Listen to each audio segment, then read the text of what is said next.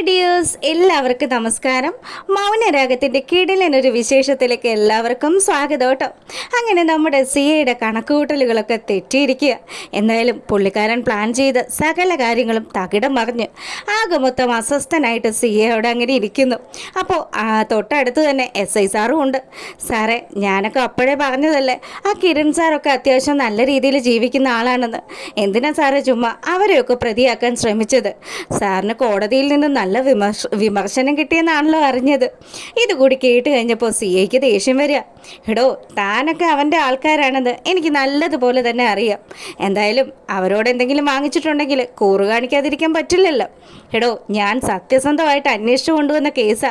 എന്തായാലും ഇതിലെ പ്രതിയെന്ന് പറയുന്നത് ആ ചന്ദ്രസേനൻ്റെ മകൻ കിരൺ തന്നെയാണ്. അപ്പോൾ ഇത് കേൾക്കുമ്പോഴത്തേക്കിനും ആ SIക്ക് ദേഷ്യം വരുന്നുണ്ട്. ഇയാളിത് വിടാനുള്ള ഒരു ഭാവവും ഇല്ലല്ലോ. ഞാൻ ഈ കേസ് ഓപ്പൺ ചെയ്യും. ഗംഗാപ്രസാദ് എങ്ങനെയാണ് മരിച്ചത് എന്നുള്ള സത്യം അത് ഞാൻ ഈ പുറം ലോകത്തിന് മുന്നിൽ എത്തിക്കും. അല്ലെങ്കിൽ പിന്നെ ഞാൻ ഈ തൊപ്പിയും വെച്ചിരുന്നിട്ട് വല്ല പ്രയോജനം ഉണ്ടോ? അവൻ ഏത് കുഴി കൊണ്ടുപോയി മൂടിയാലും ആ കുഴി തോണ്ടി അവനെ ഞാൻ വെളിയിലെടുക്കും. അങ്ങനെ കിരണാണിതിൻ്റെ പിന്നിലെന്നുള്ള സത്യം ഈ ലോകത്തെ മുഴുവൻ ഞാൻ അറിയിക്കുമെന്നുള്ള രീതിയിൽ സിയയുടെ സംസാരം. പിന്നീട് ആശുപത്രിയിൽ കിടക്കുന്ന നമ്മുടെ കല്യാണിയെ കാണിക്കുക. അത്യാവശ്യം ആശ്വാസത്തോടു കൂടി തന്നെ നമ്മുടെ കല്യാണി ഇങ്ങനെ ഇരിക്കുക. കാദംബരിയും കാർത്തിക ചേച്ചിയും ഒക്കെ വന്ന് പറഞ്ഞല്ലോ. എന്തായാലും കിരണിനെയും കൂട്ടരെയും ഒക്കെ വെറുതെ വിട്ടെന്ന് ആ സമാധാനത്തിൽ അവൾ അങ്ങനെ ഇരിക്കുന്ന സമയത്താണ് അങ്ങോട്ടേക്ക് നമ്മുടെ രതീഷും വേലും ഒക്കെ എത്തുന്നത്. ഇവരെ കണ്ടപ്പോൾ തന്നെ കല്യാണിക്ക് വലിയ സന്തോഷമായി. എൻ്റെ ദൈവമേ, നിങ്ങൾക്ക് ഒന്നും പറ്റിയില്ലല്ലോ? അവരൊരുപാട് ഉപദ്രവിക്കുകയെങ്ങനെ ചെയ്തു രതീഷേട്ടാ? ഇല്ല, ഒരു പ്രശ്നം ഉണ്ടായിരുന്നില്ല. പിന്നെ അറിയാലോ, ആ CAക്ക് എന്തോ ചില കലിപ്പുണ്ട്. അതുകൊണ്ട് അയാൾ ഞങ്ങളോട് കുറച്ച് മോശമായിട്ട് സംസാരിച്ചു എന്ന് മാത്രമേ ഉള്ളൂ. കൈയേറ്റൊന്നും ചെയ്തിട്ടില്ല. അപ്പോൾ തന്നെ കല്യാണി ചോദിക്കുന്നുണ്ട്, എവിടെയാ കിരണേട്ടൻ? പുള്ളിക്കാരൻ ഇങ്ങോട്ട് വന്നില്ലല്ലോ. ഇന്നലെ മുതൽ ഞാൻ കിരണേട്ടനെ അന്വേഷിക്കുന്നതാ. കല്യാണി, അതെ, അമ്മ കിരൺ സാറിൻ്റെ അമ്മയെ വലിയ വ്രതമൊക്കെ എടുത്തിരിക്കുമായിരുന്നു. അപ്പോൾ അമ്മയ്ക്ക് മോനെ കാണണമെന്ന് പറഞ്ഞത് കാരണം അങ്ങോട്ടേക്ക് ഓടിപ്പോയതാ. എന്തായാലും അധികം താമസിക്കാതെ ഇങ്ങോട്ട് വരും. അത് ശരിയാ, അമ്മ ഒരുപാട് സ്നേഹിക്കുന്ന മകനാ. അമ്മയ്ക്ക് എന്നെയും ഒരുപാട് ഇഷ്ടമാണ്. ഞാൻ ഇങ്ങനെ ഒരു അവസ്ഥയിൽ കിടക്കുന്നത് കാരണം അത് കാണാനുള്ള മനക്കെട്ടില്ലാത്തത് കൊണ്ടാണ് അച്ഛനും അമ്മയും ഒന്നും ആശുപത്രിയിലേക്ക് വരാത്തത്. എന്തായാലും കിരണേട്ടൻ അവരെയൊക്കെ പോയി കണ്ടിട്ട് വരട്ടെ, അവർക്ക് സന്തോഷമാവണമല്ലോ. പിന്നെ രതീഷേട്ടാ, നിങ്ങൾ നിരുപാധികം വിട്ടയക്കുമായിരുന്നു അല്ലേ? എല്ലാ കാര്യങ്ങളും ചേച്ചിമാർ എന്നോട് പറഞ്ഞു. അതെ കല്യാണി, ഇനിയിപ്പോൾ ടെൻഷൻ അടിക്കേണ്ട ആവശ്യമൊന്നുമില്ല. നമുക്ക് സമാധാനമായിട്ട് തന്നെ മുന്നോട്ട് പോവാം.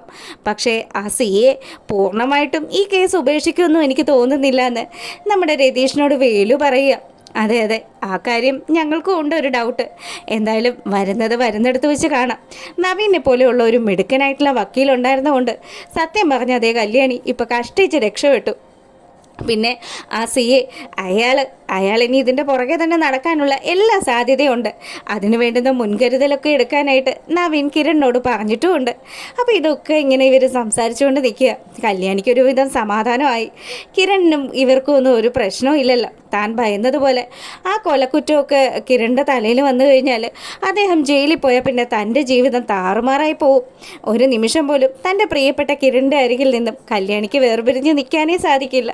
അങ്ങനെ അവർ ഈ കാര്യങ്ങളൊക്കെ സംസാരിച്ചുകൊണ്ട് നിൽക്കുന്നു. പിന്നീടാണെങ്കിലോ കാർത്തിക ആശുപത്രിയിൽ നിന്നും നേരെ പോകുന്നത് പ്രകാശിൻ്റെയും ലക്ഷ്മിയമ്മയുടെയും അരികിലേക്കാണ്. അപ്പോൾ ലക്ഷ്മിയുടെ അടുത്ത് നമ്മുടെ പ്രകാശൻ നേരത്തെ ചെന്നപ്പോൾ പറഞ്ഞിട്ടുണ്ടായിരുന്നു കിരണിനെയും രതീഷിനെയും ഒക്കെ വെറുതെ വിട്ടുവെന്ന്. ഈ ഒരു സന്തോഷത്തിൽ അവരിയ്ക്കുന്ന സമയത്താണ് അങ്ങോട്ടേക്ക് നമ്മുടെ കാർത്തിക ചെല്ലുന്നത്. അപ്പോൾ കാർത്തികയുടെ അരികിൽ ചെന്നിട്ട് പ്രകാശനും ലക്ഷ്മിയമ്മയും ചോദിച്ചു, മോളെ, കല്യാണിയോട് കാര്യങ്ങളൊക്കെ പറഞ്ഞു അമ്മേ. കല്യാണി എല്ലാ കാര്യങ്ങളും അറിഞ്ഞിട്ടുണ്ട്. ഇപ്പോഴവൾക്ക് ഒന്ന് സമാധാനമായത്. ഇത്രയും സമയം കിരൺ എവിടെ പോയതാണെന്ന് പറഞ്ഞു ഭയങ്കര അന്വേഷണം അല്ലായിരുന്നോ? കാദംബരിയും അതുപോലെ അച്ഛനും ഒക്കെ പല നുണകളും ഒക്കെ പറഞ്ഞാൽ നിന്നിരുന്നത്. എന്തായാലും സമാധാനമായല്ലോ. നമ്മൾ ആഗ്രഹിക്കുന്ന രീതിയിൽ തന്നെ കിരൺ പുറത്തിറങ്ങിയല്ലോ. അതെ, എന്തായാലും എത്ര നന്ദി പറഞ്ഞാലും ആ നവീനോട് എത്ര നന്ദി പറഞ്ഞാലും മതിയാകില്ല എന്നൊക്കെ പ്രകാശൻ ഇങ്ങനെ എടുത്തെടുത്ത് പറയുമ്പം ലക്ഷ്മിയമ്മയും കാർത്തികയും പറഞ്ഞു, അത് ശരിയാ, കേസ് വഴിതിരിച്ചു വിട്ടത് നവീൻ എന്ന് പറയുന്ന വക്കീൽ പുള്ളിക്കാരൻ മിടുക്കനായതുകൊണ്ട് തന്നെയാണ്. അല്ലെങ്കിൽ ഒന്ന് ആലോചിച്ച് നോക്ക്, ആ CA വ്യക്തമായ തെളിവുകളും ഒക്കെ ആയിട്ട് വന്നത്. എന്തായാലും അവിടെ നമുക്ക് ഗുണകരമായി മാറിയത് ആ വടി, ആ ഇരുമ്പ് വടിയിൽ ആരുടെയോ ഫിംഗർ പ്രിൻറ്റ്, അതും നമ്മുടെ കിരണിൻ്റെയും വേലുൻ്റെയും രതീഷിൻ്റെയും ഒന്നും അല്ല, മറ്റാരുടെയോ ഒരു ഫിംഗർ പ്രിൻ്റാണ് അതിൽ വന്നിരിക്കുന്നത്. അതുതന്നെയാണ് ആ അടി കാരണമാണ് ഗംഗയ്ക്ക് മരണവും സംഭവിച്ചിരിക്കുന്നത്. അപ്പോൾ പോസ്റ്റ്മോർട്ടം റിപ്പോർട്ടിൽ വന്നതനുസരിച്ച് ഗംഗയ്ക്കുള്ള ആ ആഘാതം സംഭവിച്ചത് അതിന് പിന്നിൽ ആരോ ഒരാളുണ്ട്. ആരായിരിക്കും അന്നത്തെ ദിവസം ഗംഗയോട് ആ ചതി ചെയ്തത്? അപ്പം ഇവരിങ്ങനെ ആലോചിച്ചുകൊണ്ട് നമ്മുടെ ലക്ഷ്മിയമ്മയ്ക്കും പ്രകാശനും ഒക്കെ ചെറിയൊരു പരിങ്ങലൊക്കെ ഉണ്ട് കേട്ടോ. അപ്പം കാർത്തികയാണെങ്കിൽ ഇതൊന്നും അറിയാതെ, എന്തായാലും നമുക്ക് ഗംഗാപ്രസാദിനെ കൊണ്ടുള്ള ശല്യം തീർന്നല്ലോ, പക്ഷേ ഇതിൻ്റെ പേരിൽ ആ CA ഇനിയും കേസുമായിട്ട് മുന്നോട്ട് പോകാനുള്ള സാധ്യതയൊക്കെ ഉണ്ട്. അയാൾക്ക് എങ്ങനെയെങ്കിലും കിരണിനെ പ്രതിയാക്കണം. അതുകൊണ്ട് തന്നെ പിന്നെ ആ സ്റ്റെഫി എന്ന് പറയുന്നവളുണ്ടല്ലോ, അവളും അടങ്ങിയിരിക്കാനുള്ള സാധ്യതയൊന്നും ഇല്ലമ്മേ. ഇവരെല്ലാവരും കൂടി ചേർന്ന് കഴിഞ്ഞാൽ പിന്നെ കിരണിനും കല്യാണിക്കും ഒക്കെ ഒരുപാട് പ്രശ്നങ്ങളൊക്കെ ഉണ്ടാവും. അങ്ങനെ ഇവർ ഈ കാര്യങ്ങളൊക്കെ സംസാരിച്ചുകൊണ്ട് നിൽക്കുമ്പം നമ്മളെ കാണിക്കുന്നത് സേനൻ്റെ അരികിൽ നിന്നും രൂപയുടെ അരികിൽ നിന്നുമൊക്കെ ആശുപത്രിയിലേക്ക് പോകാനായിട്ട് ഒരുങ്ങുന്ന കിരണിനെയാണ് കേട്ടോ. അപ്പോൾ കിരൺ പറയുന്നുണ്ട്, അച്ഛനും അമ്മയും ഇനിയിപ്പോൾ ടെൻഷൻ അടിക്കൊന്നും വേണ്ട, എന്തായാലും ഇതിൻ്റെയൊക്കെ പിന്നിൽ ഏതോ ഒരാൾ കളിച്ചിട്ടുണ്ട്. ഇല്ലെങ്കിൽ പിന്നെ ഞാൻ അത്രയും അടിച്ച് അവശനാക്കിയ ഗംഗ, അവൻ അവിടെ നിന്നും എൻ്റെ കണ്ണിൽ മണ്ണ് വാരിയിട്ടിട്ടാണ് രക്ഷപ്പെട്ടത്. ആ രക്ഷപ്പെടലിൽ അവൻ്റെ തല എവിടെയെങ്കിലും പോയി ഇടിച്ച് അവൻ ചത്തുപോയതാണെന്നാണ് ഞാൻ വിചാരിച്ചത്. പക്ഷേ എൻ്റെ കണക്കുകൂട്ടലുകളൊക്കെ തെറ്റിച്ചു. ഞങ്ങളെ 3 പേരും കൂടാതെ അവിടെ മറ്റൊരാൾ കൂടെ ഉണ്ടായിരുന്നു. ആരാണ് അതിൻ്റെ പിന്നിലെന്നുള്ളത് ശരിക്കും എനിക്ക് കണ്ടെത്തണം. അത് അല്ലാതെ ഒരു കാര്യം നടക്കില്ല. ആ CA എന്തായാലും ഈ കേസ് വിടാനുള്ള ഒരു ഭാവവും കാണില്ല അച്ഛാ. അതുകൊണ്ട് അത് ചെയ്ത വ്യക്തി ആരാണെന്നുള്ളത് എനിക്ക് കണ്ടെത്തിയേ പറ്റുള്ളൂ. അങ്ങനെ ഈ കാര്യങ്ങളൊക്കെ സംസാരിച്ചുകൊണ്ട് നിൽക്കുമ്പം ഇതിനൊക്കെ ചെവിവട്ടം പിടിച്ച് നമ്മുടെ ചാരി അപ്പുറേ തന്നെയുണ്ട്. അപ്പോൾ രൂപ പറയുന്നുണ്ട്, മോനെ പതുക്കെ പറയും, നീ ഇങ്ങനെയൊക്കെ ചെയ്തു എന്നൊക്കെ ശാരി അറിഞ്ഞു കഴിഞ്ഞാൽ അറിയാമല്ലോ. അത് കഴിഞ്ഞിട്ട് നമ്മുടെ കിരൺ നേരെ ആശുപത്രിയിലേക്ക് വരിക. ഈ സമയമാണെങ്കിൽ കാദംബരിയാണ് ആശുപത്രിയിൽ കല്യാണിക്ക് കൂട്ടായിട്ടുള്ളത്. അപ്പോൾ അങ്ങോട്ടേക്കാണ് നമ്മുടെ സ്റ്റെഫിയുടെ വരവ്. സ്റ്റെഫിയെ കണ്ടപ്പോൾ തന്നെ കാദംബരിക്ക് നല്ല ദേഷ്യം വരാൻ തുടങ്ങി. നീ എന്തിനാ ഇവിടെ വന്നത്?